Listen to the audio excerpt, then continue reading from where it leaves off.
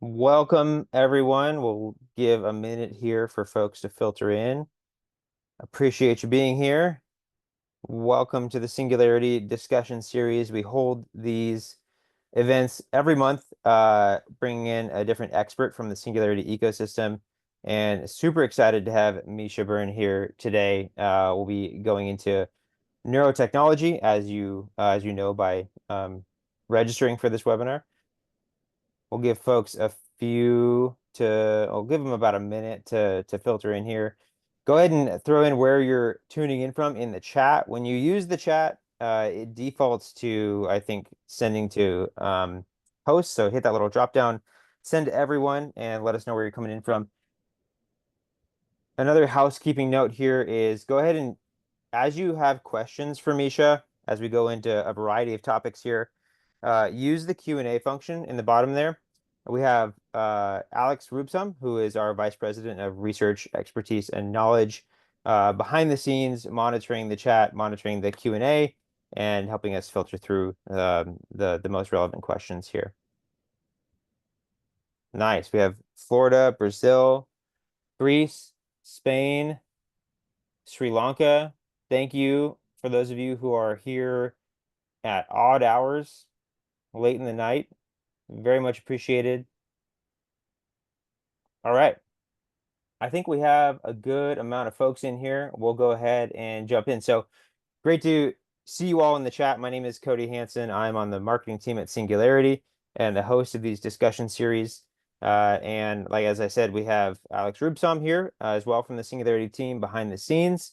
And then we're joined by Misha Byrne, who is a Singularity expert in the neurotechnology space. And Misha, I want to just pass it over to you to introduce yourself.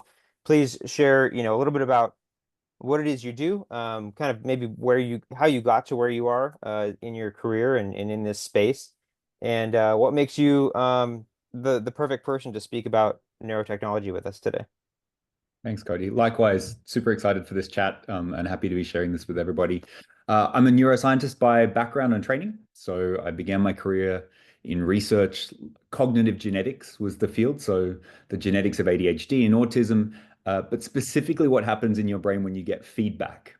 So, things are going well, and then all of a sudden someone tells you you need to change your behavior. And it turns out the feedback part was what really caught my attention. And that turned into an interest in social neuroscience. So the practicality of humans at work. How do you understand what's going on in the brain when someone's asking you to do something you don't want to do? And how can you use that to improve collaboration and so on? So on a daily basis, I spend most of my time working with leaders and teams, looking at culture, looking at team performance, collaboration, ways of working, all based on behavior science, using that to boost performance. But more and more, especially in the last 5 years, the most forward-thinking organizations have been saying, how can we not just be slaves to technology? How can we use this technology that's disrupting our teams to improve our performance and our well-being? Isn't there a way for the tech to help us be better leaders, better humans? How do we track our health and well-being, and what can you do to get your brain in the zone? That kind of stuff. So the more we talk about human performance at work, the more we start talking about the technology that can either help or harm us.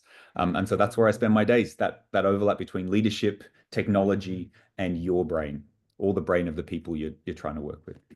Yeah. So with that in mind, what is the current state of the neurotech space? And with that, what is one or a few of the most significant developments you've seen in the past year that could have an impact on how people work and live?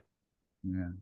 So so I see neurotechnology as being one of these really interesting sleeper fields that's right at that cusp of breakthrough or transformation or democratization or whatever you want to call it. And the reason I say that is it's not a new space. Uh, it was over 100 years ago that we worked out that the brain is an electrical system. When neurons fire, charged ions move, and that electricity we can measure and it can be influenced. But the problem is, even 30 years ago, the equipment to do that was really fragile and expensive. You'd be spending $100,000 to get a good piece of equipment to ask the questions you wanted, and it was fragile. Now it's hard to break. You get good, really nice, robust stuff, and it costs $400. And so, the exciting thing that's changing in the space is that technology and insights that used to be restricted to a research lab are now available, wearable for anyone who wants to start to explore their own brain or the brain of their teams. So that's sort of like the first breakthrough, is that it's cheap enough and available enough that you don't need to be really, really sick or really, really impaired to be using this stuff. It's not clinical technology anymore. It's very much relevant to our daily lives. Um, the use cases for that are everything from how do you focus, how do you manage stress, how do you get the most mental energy for the task. It's not a one size fits all. It's literally what state do I need my brain in today, and what tech can I use to nudge myself that way. Um, the other breakthrough is the availability of compute power. So this is a field where, even with a handful of sensors, you can collect an enormous amount of data from your head. The question is, what does it tell us? And for a long time, you'd need to record the brain, then go away and analyze it for a couple of hours, and then you'd get an answer at the end. Right now, we've now got the compute power in your smartphone, or if you need to in the cloud, that you can be getting live tracking. And so this really means that the field is shifting from being record, go away and find a principle, and then good luck trying to apply it to yourself, to live personalized insight. And so we're seeing really interesting stuff coming out. Emotive's going to release their latest pair of headphones that are literally music headphones that you wear, but they'll be able to collect enough information just to tell you about your brain health through the day. That's coming out later this year. We're seeing technology like FNIRS, which is literally measuring changes in the color of your brain through a sensor that you wear on your head. That kind of thing that used to be, again, $30,000 or $40,000 is going to be available in a really simple headband that looks like you wear it at the gym, that's going to be able to be used not just for researchers, but also for people who want to understand their own brain. And so all of this means that we're moving from just measuring the brain to being able to actively modulate it, actively shape it for the better, which I think is really exciting if we use it in good places. Yeah, that so it sounds like we're going from it was purely research to then it was like kind of the biohacker, folks just like nerding out and soldering things or whatever it is, to like consumer devices that people can just buy now that I assume would come with like an app or what have you. So it sounds is it safe to assume that this is moving toward the direction of like a wearable for your health, like an Oura Ring type of scenario, but for brain health and performance? That's exactly it. I'm wearing my Whoop to tell me about my heart health. Mm, Have a set of headphones that just be me going about my day will tell me about my brain health, and we'll start to get much more of that personal optimization coming out of it.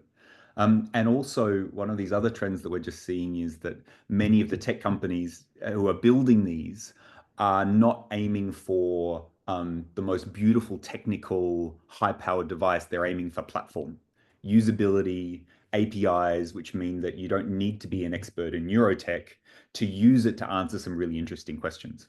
And of course, once you plug in ChatGPT's availability to do vibe coding, you can order the device, get the API, have a bit of a weekend play, and you can come up with some really interesting use cases. And the right. interest in that is growing. We saw there was a hackathon in London on the weekend, and 100 people showed up, plus more online, because we're starting to realize we can finally challenge and tackle some of these really interesting questions about human experience that we just never could before. Yeah, it's super exciting. So with I mean, what you just spoke about is technically right. It is brain computer interface BCI, but in the news, I think a lot of folks think of like the, invasive BCI. Can you share your perspective a little bit on the difference between the two and where you see each of those going? Like, is there a future where we're all, neuralinked, or is it more or consumer like kind of wearables, widespread adoption of BCI in professional settings? Where do you think that's headed? Yeah, look, first up, let me disclose so you know where I sit. I'm not planning to get an implantable device in my head anytime soon. That either makes me more or less authoritative for the group, depending on where your own excitement. But you called out something that I think we're all going to need to understand a bit more moving forward. When we say BCI or a brain computer interface, there's many different versions of what that means. So at a simple level, if you've heard of a Muse headband, which you put on, technically that's a BCI. It's Right. wearable, it measures your brain activity, it can detect intent. You can use one of those to either measure how your brain is feeling, or you can use it to actively control a device, as an example. At the other end of the spectrum, you've got the really invasive BCIs. This is, of course, where Neuralink has been operating, and we've seen all the marketing there. The important thing to know about that is, again, that's not a new technology. BCIs have been happening for decades, but the progress has been slow, and it's been research oriented, and it's been targeted towards people who really have loss of function, whether that's from ALS or from multiple, whatever it is. I think globally, I can't remember the exact number, but since we first discovered that was possible as a technology, we've only had about 100 or so people who've been through that procedure. What's so interesting about what Neuralink and Synchron and others are doing, they're really starting to productize that as an experience and as an output. So a lot of their innovation has been not so much in the sensor, although they're doing stuff there, but also in roboticizing the process. So if you've seen, Severance, that show on Apple TV, sit Hmm. down, the robot does its own thing to implant. That's never been what BCI technology has been like until recently. So in the same way that we're starting to see, like we've seen roboticization of manufacturing, fully automated assemblies, we are heading towards a future where quite quickly we'll have the opportunity for you to come in, it's an hour and a half, your procedure's done. We'll see you recover for a little while to make sure you're okay. Now, does that mean we're all going to end up with forcible implants? No, I don't think so. But there's definitely a use case there for people who are interested in what BCIs can do. And some of the propositions I've heard, um, BCIs invasively might be a more secure way of getting information from your head out to somewhere else, live uplink and that kind of thing. Might Hmm. be a more precise way of controlling certain outcomes. As in, rather than having to use your hands, you might be able to think it and then do it. We haven't yet seen anyone really test that, to my knowledge. But there's a third space in the middle, which is also interesting, which is semi-invasive, which is you don't need to open up the brain.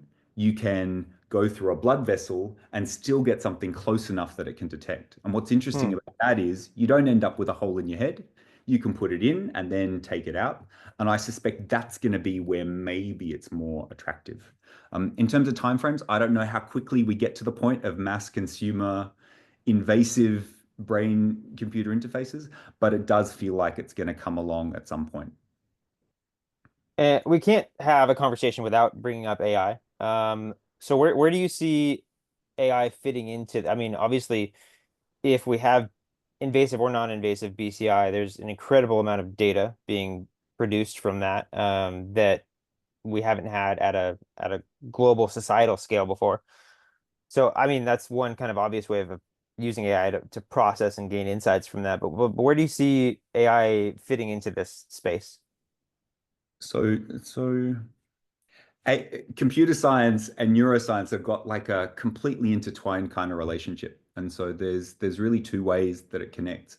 Um, when you go talk to the researchers who are really driving machine learning and AI forward, a lot of the inspiration often comes from trying to understand how our brains process. So neural networks were first invented when someone said, what's the simplest way to recreate what's happening in the brain in silicon? And we keep seeing how better understanding of your brain is improving the way that AI is working for all of us. At a more practical level, right here and right now, if you're not a computer scientist, the AI story is really about those personalized algorithms. And that's something we're already seeing. One of the reasons these devices are going to start helping you much more, they're actively learning second by second about the unique signature of your brain. And there are now startups that are established and either in stealth mode or starting to go public, who are looking at things like an algorithm that can help detect your signature cognitive profile. What are the unique features of your brain, and how can you either shape that if you want to shape that, or how could you use that as your personal blueprint, for example? Rather than using a thumbprint for security, could you use a brain scanner for your signature print? Right. So that's a long way of saying like AI is transforming the field and will keep driving a whole lot of disruption because things we never thought we could compute, will be able to compute. You also talk a lot about intelligent, adaptive environments. And, at least in my experience, I have not seen that, quote unquote, in the news as much as the BCI space. Can you share a little bit about what those are and how they work? Yeah, so we've worked a little bit. There's a couple of property management, big enterprise organizations who are really trying to work out how do we optimize our spaces. One, for example, is JLL, who have done things like using a brain scanner to try and understand how our brains respond to different environments. You may have found for yourself that different offices, different cafes either make you feel good or not so good. For sure. That's because it's influencing your brain, the amount of stimulation or not, the visual cues that you're getting, the level of light, the color. All of these things directly impact on your brain's state. It's how fast are the neurons firing? And so, really practically, once you put an EEG hat on, you can see as someone walks around an environment, is their brain getting stressed by that environment, or is it being relaxed? Is it getting more stimulated or less? And so, one of the really nice findings from that was we're not actually all the same. There is no one universal environment that suits every human brain. It turns out one size all environments don't work. So if you look around some of the newer buildings that are being built now, we're not doing it, whether it's a cubicle or an office or a desk or a workspace, it's not the same thing all the way around the space because in any team, you need variability to try and make sure you can work in a space that suits you. Having said that, this field of neuroarchitecture and what are some of the principles that are common across all of our brains is also really cool. So some people might have heard of biophilic design or design that loves living things. Um, in Japan, they did studies and found that if you're in a hospital and you can see nature outside your window, you get better faster because your immune system gets better. Hmm. Somehow, humans looking at nature and plants ends up helping your brain. We would never have known this unless we started to look. Different color at different times of the day. Why is it that your favorite airline now will put some blue light in the morning, as you're waking up for breakfast, and when they've done red light just before they turn the lights off? It's to try and help match your body's natural rhythm over 24 hours. There are all these little ways that if we understand what the brain needs, we're starting to optimize our environments. And so again, we're seeing some consumer tech starting to come out. In fact, next week in San Diego, we'll have someone who's got a pair of glasses that let you go about your day, but start to shift the light coming into your eyes so that you can better tune your brain state for performance. All kinds of really interesting stuff. Interesting. Yeah. You shared a couple examples there, but any other examples from, I know you do work with organizations. I'm sure you can't share, all of that work, but any kind of interesting case studies of companies or organizations implementing this concept successfully right now? Yeah, well, a lot of it's actually interestingly happening in the design phase. So interestingly, you to try and cut down the cost of design, where of course people are using virtual reality to try and, put the glasses on and walk through an environment. You don't have to build it to see if you like it. Part of the Hmm. problem with that is how do you know as you're going through what it's like and whether it's going to be good or bad. Turns out if you put a VR glasses on and then put an EEG cap on, you can actually start to measure how the brain is responding to those different simulated walkthroughs. So this is a technology that's pretty well established because neuromarketing has been doing this for 20 years. So some of your favorite Hollywood movies, Mm. why is it so engaging for your brain? It's because it's been neurotested second by second. They've looked at the video and watched when does the brain go down and up. Some of your favorite advertisements, they've tested. Where's that peak moment of excitement? That's where the Coca-Cola logo should go. Um, in the same way, designing office spaces, your home, designing the inside of a car, all of this can now be neurotested. You walk through it or you experience it in VR, you measure the brain activity at the same time, and because you can do that with lots of people, you can start to say what's the common response and what's varying according to, differences in individual personalities and that kind of thing. So, um, as folks who are watching this think about how they can start implementing this for themselves or their companies, what would be your kind of like, your go-to way to get started? Whether that's going out and purchasing a wearable or how to think about starting to educate, a workforce that you manage about the power and implications of this. Um, what are your thoughts on kind of what a leader can do today and over the next year or so to help move the needle here and create performance well-being for your team, yourself, your family, et cetera? Yeah. And I think there's a what you can do as yourself in terms of role modeling and getting to know it for yourself. And then there's what can you do to nudge this being adopted in a constructive way?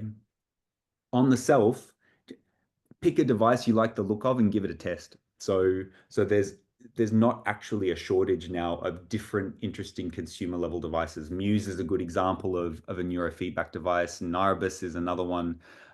But choose something and just see what it's like to wear it and experience it, and how you might start to become more aware of your own brain and what its cycles are. That would be step one. Step two is to be having the conversation with your own teams about this idea that we're not all the same. One size doesn't fit all. And if we're wanting to have healthy, high performance teams or schools, healthy, high performance football teams, what we need to be doing is talking more about what works for all of us and what makes us slightly different. In terms of then deploying it in your organization, um, know that it doesn't need to be as big an initiative as you think it is because the technology is starting to get platformed. You can start with small pilots that people opt into. Um, the ethical piece is going to be really important with neurotechnology. Um, in the same way we have debates around privacy of data and who is using our data and what information are they able to get from it with our consent and without. The neurotechnology and the data we can collect is that escalated. And so, as a leader, if you're going to be encouraging it, it can't be mandated. It's got to be voluntary. You've got Mhm. to think carefully about how to make sure that people's privacy is respected, and don't expect that they'll be excited and assume that it's going to be used only for good. You know, they'll assume it's going into their HR record if it's going through your service. So, you want to be having this hand in hand with a conversation around the underlying values and principles of your company and why this links to your sense of what it means to be a good employer. Right.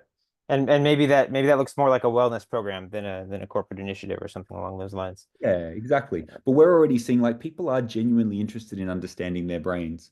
And and the brain is fascinating. All you need to do is set up a feedback loop and your brain wants to self-optimize.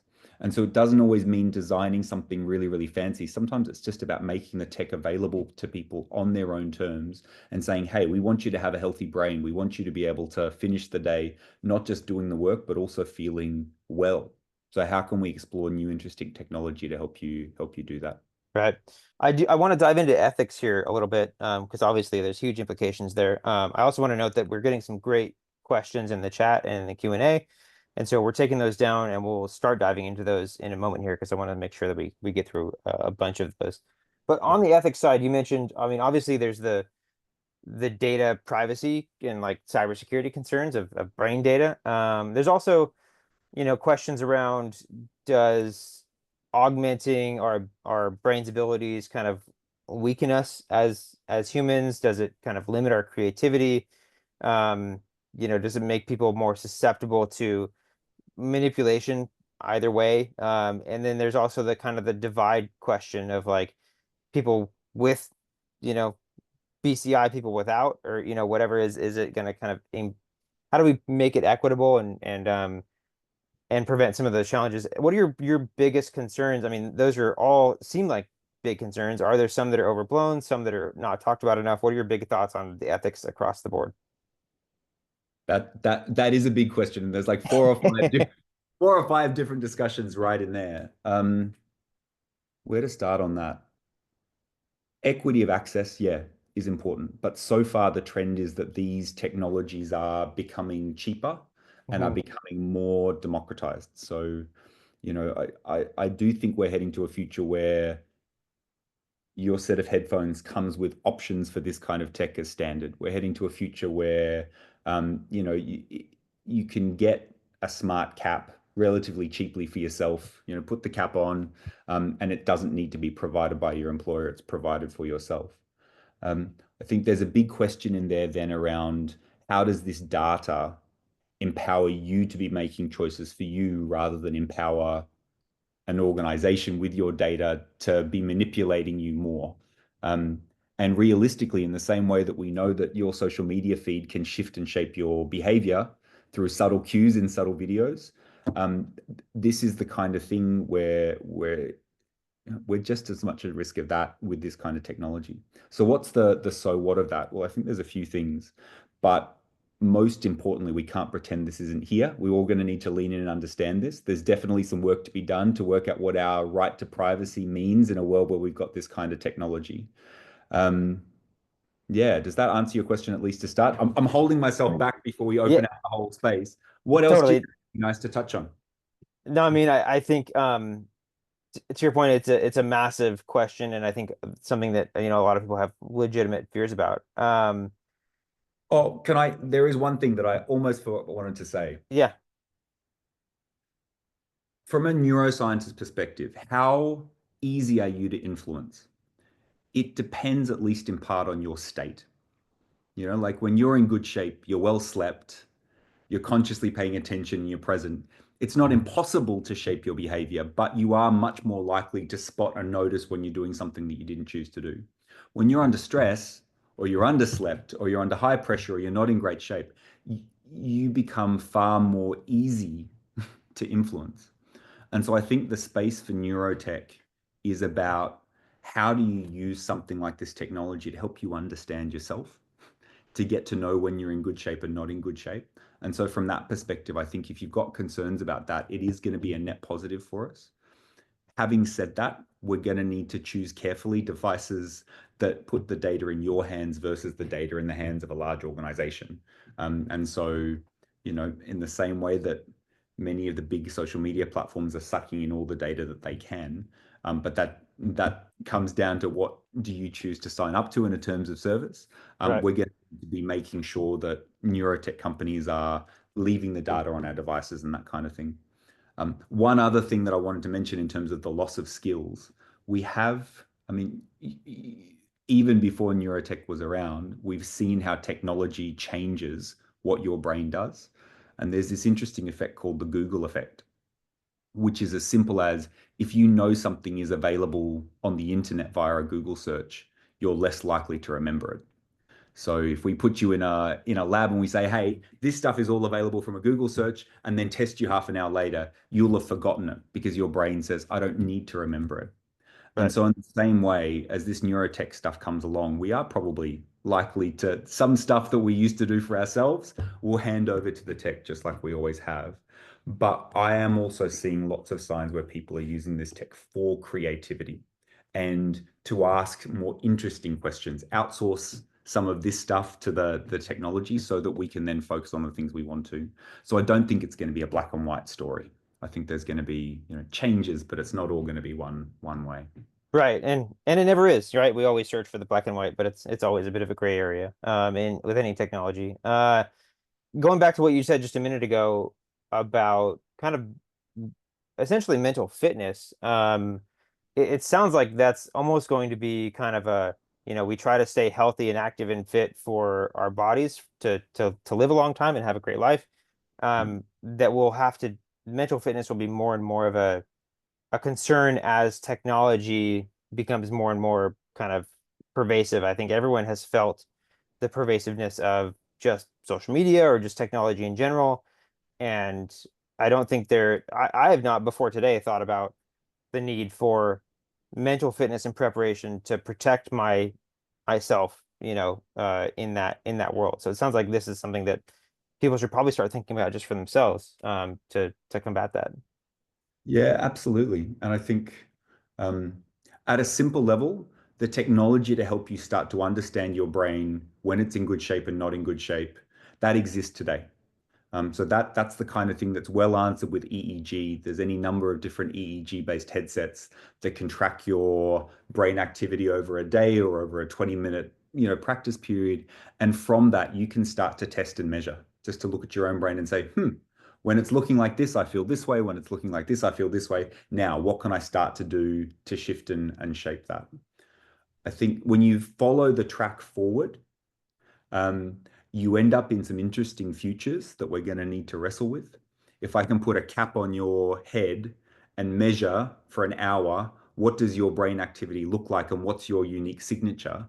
Does that start to become part of a recruitment process? Does your LinkedIn profile start to have, here's my biosignature? It turns out in these scenarios, my brain responds well to these and bad to these.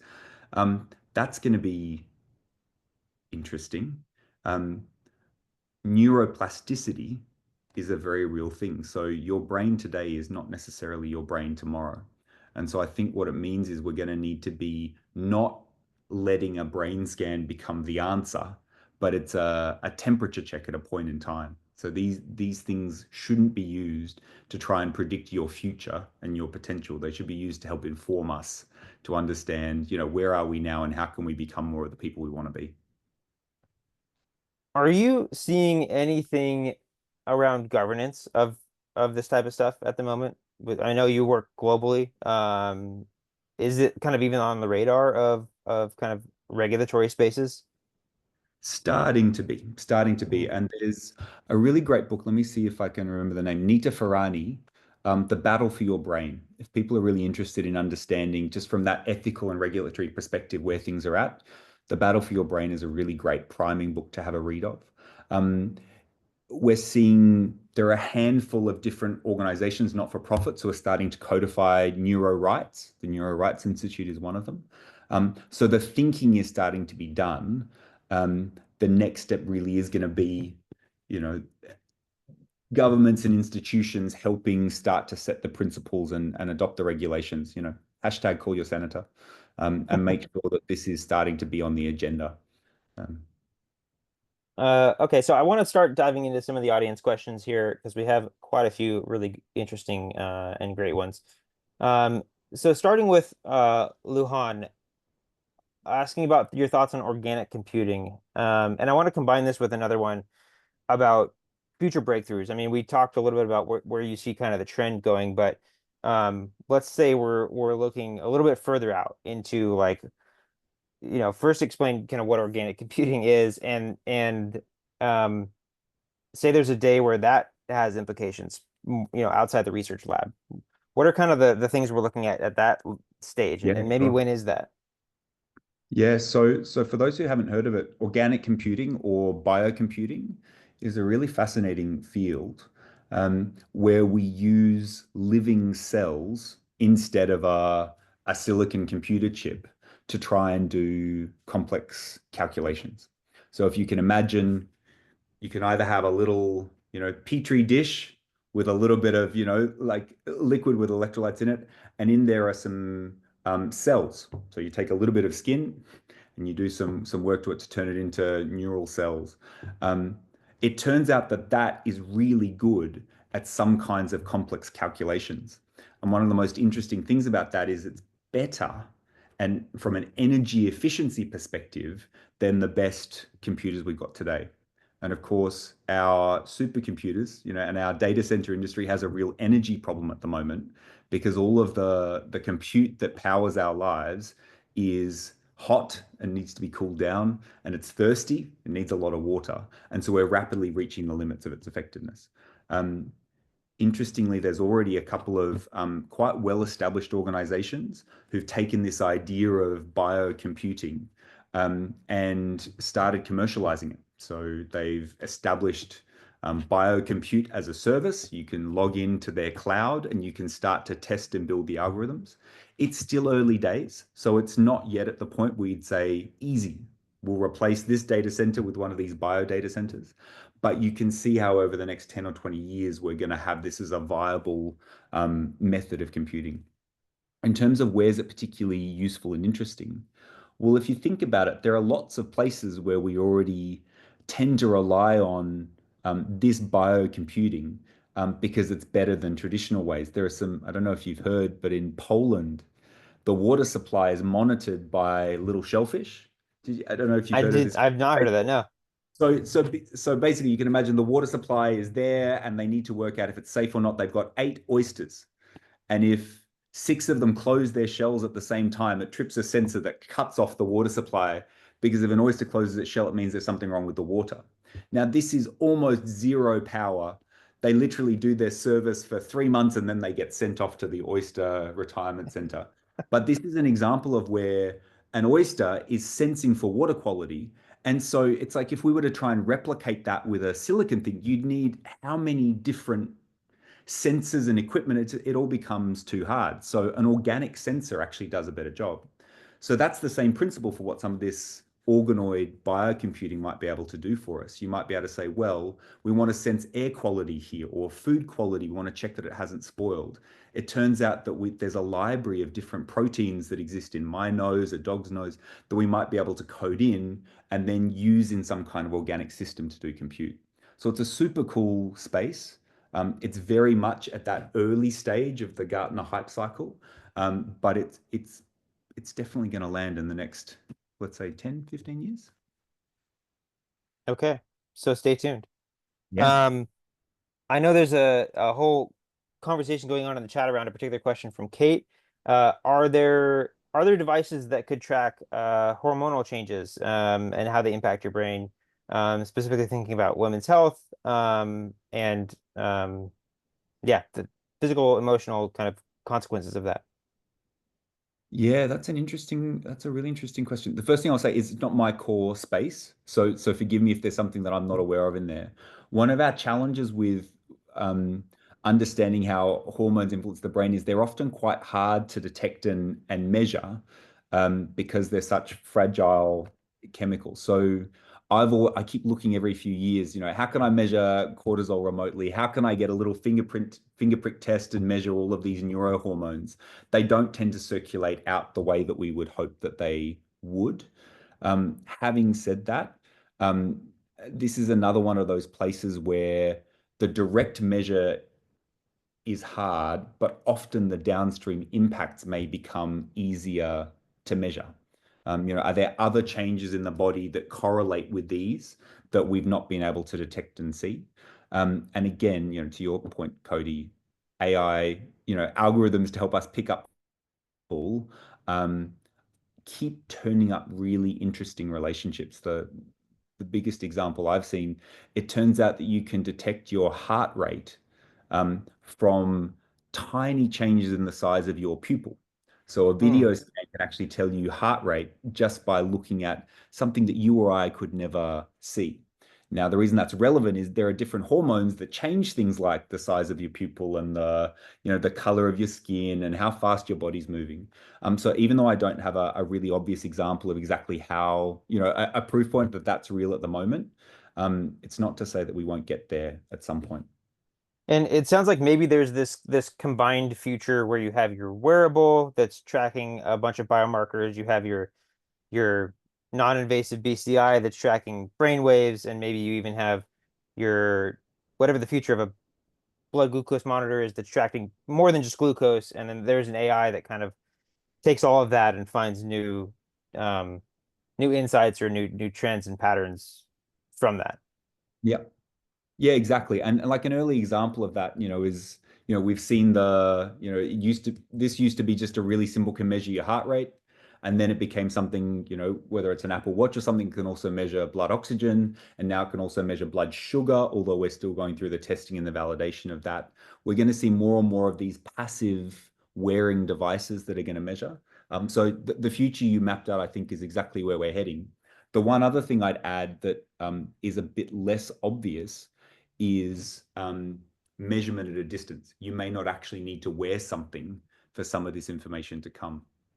And the reason I say that, there was a really interesting piece of research, it was actually 5 years ago now, out of MIT, where they found that Wi-Fi signals, when they bounce off your body, can tell you about how fast you're breathing and your heart rate. These are classic measures of Wow. So this is crazy, right? Literally, Yeah. I can be sitting in a room and a Wi-Fi scanner can be just beaming some Wi-Fi at me, and as it bounces back, that can be enough to tell you about how I'm going. So it may be that the smart office of the future, the meeting room has a big screen where we're watching, other people in the meeting, but is also somehow sensing what's the level of excitement, engagement, stress in the room, and giving us feedback. That's wild. And then I mean factor that into the intelligent environments, right? And then there's a whole new space there. Um, there's a question from Denisa on suitability for children of these devices, like today's devices. And I assume possibly in the future as well. What are your thoughts on implications for, children, or kind of anyone who maybe is undergoing developmental change or maybe even has learning challenges and things like that, even if they're adults. Yeah, really, really good. So neurofeedback as a particular neurotech solution has very positive impact on, for example, childhood ADHD and adult ADHD. So neurofeedback is about measuring when your brain is focusing and when it's distracted and creating a feedback loop.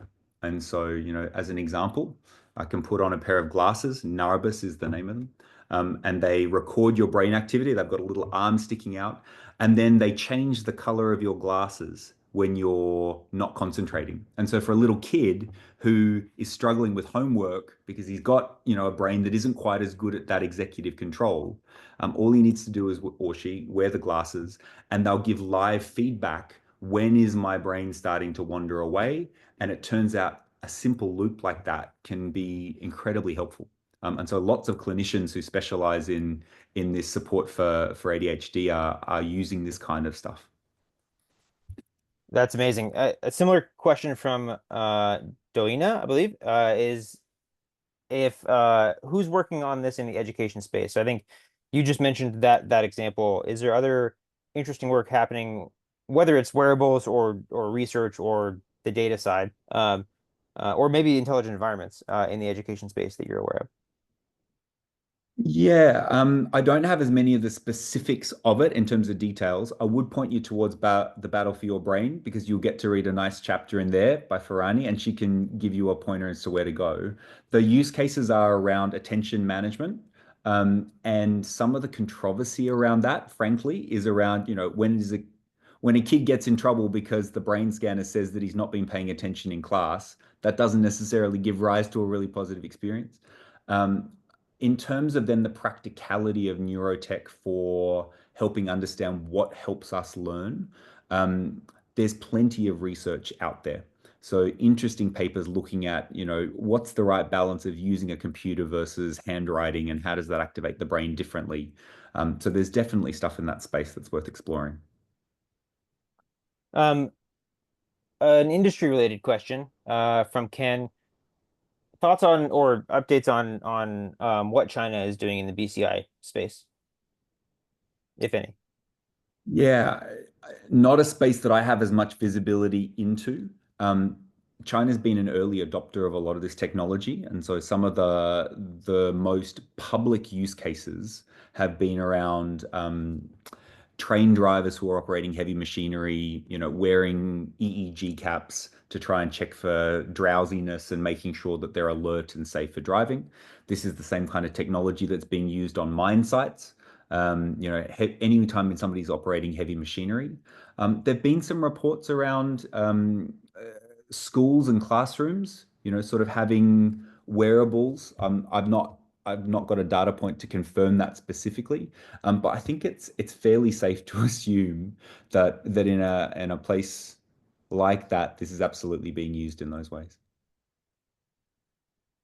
Great. Let me look through here a little bit more. We have a few questions around, I think the more um, the more serious side of mental wellness, not just how you feel during the day, but like thinking about PTSD, thinking about suicide prevention, with a more clinical, clinical depression, things like that.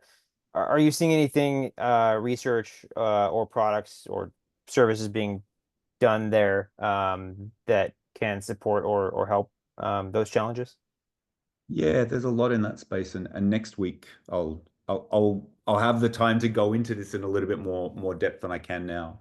Um, but it turns out that the markers of depression, as an example, very much are in your brain and in patterns of activity, and often the brain activity changes before we notice that we've changed when it comes to a sort of a depressive state. And so we're seeing in the research context and now starting to be commercialized, different organizations that have got algorithms that can detect that shift and start to notice when you're, say, moving into a depressed state or into an anxious state. So there's a detection piece and an early warning piece that's absolutely relevant. The other area that I'm finding really interesting and watching really closely is the ways that neurotech or biotech can then help um, as alternatives to just the medication pharmacology kind of route. Every therapy has its place. So there's a place for medication and there's a place for cognitive therapies. But neurotech is also starting to show some really interesting results here. And I'll give you just a couple of examples. The link between mental health and your microbiome is actually starting to become quite clear. So it turns out that there are a couple of different bacteria that, if they're in your gut, are very strongly positively related to reduced anxiety, reduced depression symptoms, and so on. So at a really simple level, put an EEG cap on when it warns me that I'm starting to get a bit anxious. Oh, it turns out I was sick a few weeks ago and I have my antibiotics, and that may have knocked around my microbiome. You can already get some of the probiotic tablets that may help as one of those supportive things for your mental health state. Another interesting piece is how you can change your brain activity with a device that's actually sending things into your brain. So clinically, we've had things like magnetic stimulation, TMS, transcranial magnetic stimulation. And so clinically, this has got 20 years of evidence behind it. You basically sit in a chair, and if I pulse your brain with some magnetic energy, that can shift brain activity and help someone with depression come out of a depressive state. Um, there are now consumer home devices that use this same TMS principle, not as strong, but something that you can use in your own home as part of daily practice. So it's the Interesting. sort of thing where you absolutely want to be working with a clinician, working with a therapist or a medical professional around all that kind of stuff. But there are lots of interesting options, whether it's magnetic stimulation, sound stimulation, ultrasound. There's light therapy, which is interesting. These are all different ways we're discovering where the tech might help stimulate your brain to get it into more of the shape that you want it to be in. But as I said, working with a medical professional, because like all of these things, there's plenty of devices out there. You want to make sure that it's being done under the right supervision. Right. Yeah. It's amazing. And, the business nerd in me is thinking of all these like potential future products of like, being able to monitor your brain state and then having a customized probiotic, delivered to you that can help you resolve microbiome issues or what have you. There's a lot of interesting potential here with kind of integrated and personalized medicine, um, and not necessarily medicine, just supplementation or the Personalized magnetic well-being, piece. personalized Exactly. optim I've started talking about personalized optimization, Yeah, there you go. personalized well-being. Which I think is really interesting to almost everyone because who doesn't want to be, we're not all trying to be these biohacker kind of tech bros, right? But we are trying to like just feel better and think better and show up better for our friends and family. And so I think everyone can get behind that. I also will note that there's a ton of resources being mentioned here, and so we're gonna go back, connect with Misha after this, get a full list, and we'll share that afterward in an email along with the recording. So give us a couple days on that, but I want to put together a whole kind of resource library because there's a lot of stuff that I want to dive into as well. Um, I want to dive into, there's a couple questions that are kind of more on like the sci-fi side of things. One is specifically mentions the singularity, which we'll get to, but first there's a question from Nicoletta about, you've mentioned nudging the brain, this kind of active feedback loop. Is there a future where you can write to the brain? Can you create artificial memories? Like what's the sci-fi future of this? Yeah, so the challenge for us to overcome there is going to be precision and specificity. If I take a step back just to give you a sense of how I think about that, number one, can when we say write to the brain, if you mean change a state short term, we're there. You can do that. Like the TMS I was talking about a second ago, that is writing to the brain. It'll change your experience. If you want to, the question then becomes, well, what part of the brain's experience are you wanting to change? If you're wanting to just make a pretty color appear, you need to shine at the back, because that's where the visual cortex is. If you're wanting to affect emotional states, you're probably aiming somewhere around here because that's where the temporal lobe sits. If you're wanting to change cognition, you're going to need to be coming up here in terms of thinking. But within that, to get to the real detail then of I want to change your brain specifically in this way, specifically at this time, I need to get more and more precise about where I'm focusing something and more precise around where specifically is it for you. Because there are general patterns in the brain, but your brain is a slightly different shape from mine. And often the distances between things we're talking about, fractions of a centimeter. We're talking about millimeters or less, microns when we're wanting to get to it. So the question becomes, in principle, is that a solvable problem with the right amount of computing power, with the right amount of precision of technology? I would argue that it is. That is solvable in principle. The question becomes, how fast does the technology improve in precision, improve in compute? So don't ask me to put a date on that, but I think we'll get there. When it comes then to, in fact, before I keep going, this is where BCIs that are invasive already have the advantage.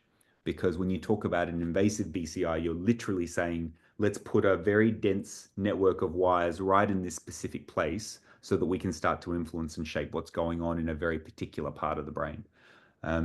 Longer term, we may be able to do that without needing to put something right next to the surface of your brain. I don't think we're that close. I think it's going to take a little bit longer, but we've all been wrong about the pace of progress before, Right. so who knows? That's true. The pace of exponentials can be deceiving. Yeah. Um, we have a question from Michael on what's the impact of meditation, and I kind of want to expand on this a little bit. Which is, we've seen, I think, a pretty clear rise in whatever it may be, a focus on mental well-being, on slowing down, maybe in reaction to technology, maybe just because it's kind of coming back. But um, I'll go very broad, so excuse the kind of generalities, but like everything from meditation to yoga to kind of Eastern medicine in general, ayahuasca retreats, right? Like there's a lot of this that's just kind of happening, and some of it is clinical, some of it is just haphazard, some of it is like, people just trying to kind of figure out what to do with their brains and try to be as healthy as possible and experimenting on themselves. Where does this kind of, call it a movement, at least an expression of interest across all of those spaces, tie into neurotechnology? Does it? And is there a place where those two fields kind of play nicely together? Yeah. It's a great question, and I love the broadness of it. Sorry, Um, I'm throwing you very broad questions, so you can go in any direction and they're all okay. well, since you started with culture, if I were to start with a bit of a philosophical observation, in Western cultures, we tend not to believe things until we can see things. So meditation's been working, mindfulness has been working for thousands of years, but it wasn't until the early 2000s when the Dalai Lama and others decided to collaborate with Columbia Uni and put monks into a brain scanner that we collected the data, and now all of a sudden mindfulness is worth considering. Every major culture or community that we know of as far as human history is recorded has had some kind of mindfulness tradition. There's got to be a reason. In practice, the evidence for mindfulness practices positively improving your brain, it's overwhelming in terms of the volume of it. And we're very much in the stage of understanding not does it work, but specifically how does this kind of practice help your brain here? How does this kind of other kind of practice help over here? That kind of thing. Beyond that, so that'd be observation number one. The neurotech has helped us validate that it works and helped us start to understand within that What does yoga do particularly well? What does a sitting mindfulness practice do? What does a walking mindfulness practice do? That kind of thing. I think the second piece is then, can neurotech help enhance or improve the effectiveness of mindfulness practices? And we're seeing some interesting data that when you get someone who's been a monk who's been meditating for the last 30 years and really knows how to get into state quickly, you give them some neurotech that shapes their brain activity, they say, wow, that's the fastest I've been able to get into that altered state that I ever have. So it's not to say that we can't keep using the neurotech to keep improving and keep Hmm. enhancing. Um, I have seen a bit of a trend overall, um, that we started with, well, is there a difference in the brain of someone who has meditated for 10,000 hours and someone who hasn't? And it's like, oh, you must need 10,000 hours to get the benefit. We're now at the point where we know that if you take 5 moments of mindfulness, 1 to 2 minutes of just taking a breath, calming your stress responses, that has really positive impact on your immune system, on your health and well-being, your sense of vitality. So it's like what we're discovering is that mindfulness can have impact in very small moments in your daily life rather than needing to be something that only a few of us get. So I find that really positive. Um, to your other question around psilocybin, um, I find that a fascinating space, and we're discovering the neuroscience of what's going on in your brain when you explore something like psilocybin. And interestingly, we find things like, after someone has had psilocybin, it increases the release of growth factors in your brain. And so your brain's more likely to make new connections. There are all kinds of interesting studies looking at how different drugs can help people with PTSD. I think that's a really exciting space. And the neurotechnology means we'll be able to show the value in a Right, research environment, but it also means as an individual, you'll have a tool to test and measure to find what works for you. right. So I don't Uh, know if that's no, useful it's great. answer, but it's a great topic. Yeah, no, that's great. We only have a couple minutes here left here, and I want to do two more kind of wrap up questions. One is Yeah. real quick. Say 5 years out. What is your maybe your prediction, but also maybe just your ideal uh view of what the world looks like from a neurotechnology perspective? 5 years, so we're talking sort of 2030. Yeah, 5 years. Yeah. Um, I think we're going to have a much more widespread baseline understanding of consumer neurotech and what it can do for your own personal well-being. And so I think it won't be an edge technology. I think it's going to be not even early adopters. I think it's going to be in the early middle. Lots of people will have played with and tried and found something that gives them insight into their own brain health. I hope that hand in hand with that, we'll have a mature um, regulatory environment, have an understanding that brain data is sensitive to be respected, and we'll have some industry principles to make sure that that data is being used in good ways. And my hope is that neurotech, the third part would be that there are lots more people taking the tech that's available and experimenting with it and finding all kinds of new and interesting use cases. And there'll be a commercial part to that with a commercial ROI, and there'll also be a human potential and human flourishing component to that. One final thing I'll say, there's a movement that's just started in the last 12 months around neurocapital or brain capital. It's this idea that, in the same way that we've recognized that it's not just GDP, for an economy's health, there's also nature capital, even if it's not being measured commercially, it's important to us. Brain capital is going to be the thing that we're all starting to pay attention to in our communities and in our companies. Amazing.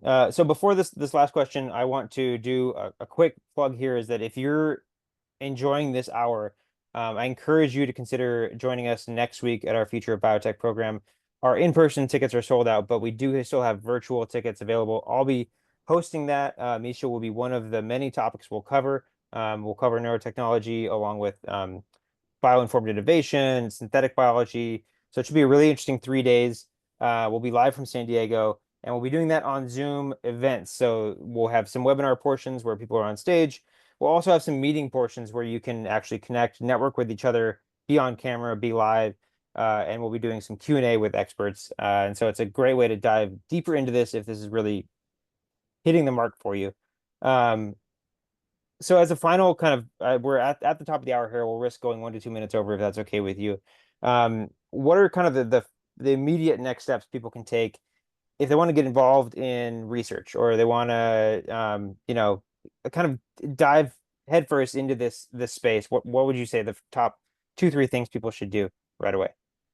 If you're in an organization that's interested in exploring this stuff, reach out to me because we're always looking for companies to collaborate with. If you're an individual and wanting to just be useful and contribute, I guarantee your local university has got a team who are exploring this space and would love to have access to participants who are interested in use cases.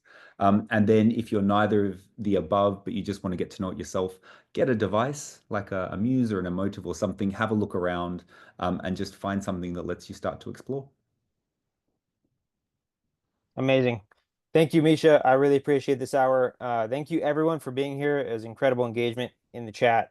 And this has been super fun. So, like I said, we will send an email out over the next couple of days here with a recording, as well as a whole bunch of resources. Nisha, I will connect with you after this over email and get some of your thoughts on that. Great. But thanks, Looking everyone, for forward being here. to Thanks, next Misha. week. And we'll Cheers. see you next week. All right. Thanks.